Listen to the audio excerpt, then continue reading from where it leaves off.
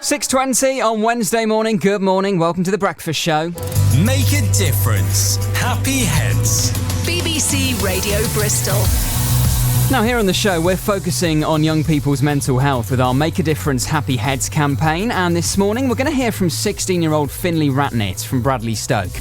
Finn struggled with his own mental health in the past and is now encouraging schools to offer more practical well-being support for their students.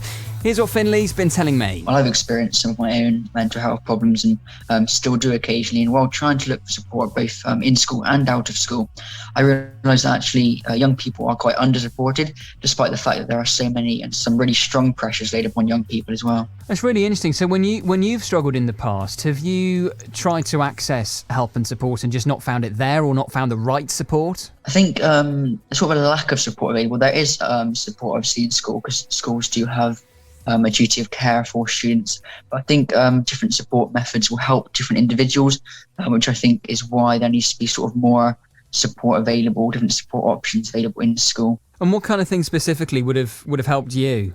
Well, I think a lot of it is sort of down to staff, really. I've been discussing it with a member of staff, and she also asked what sort of things I think would be useful, and we suggest sort of an assembly to remind students what support is available, maybe rearranging or creating a safe space that students can go to talk to someone.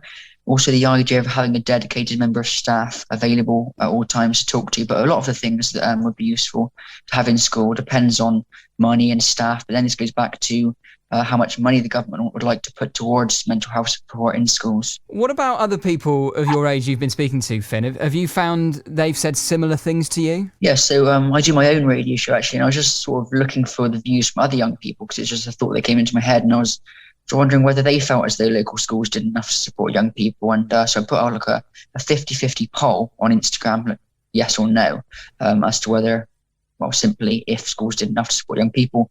And it actually, well, shockingly, 100% of voters said no.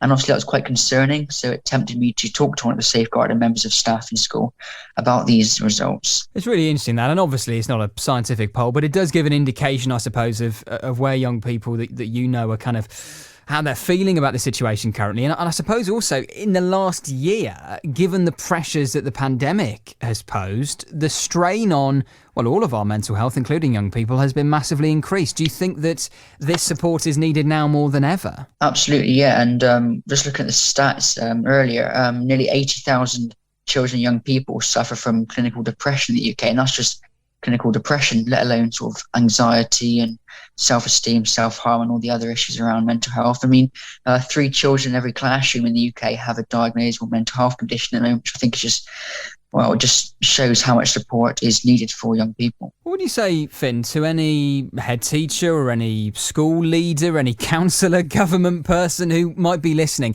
You know, you're a young person who feels really passionately about this.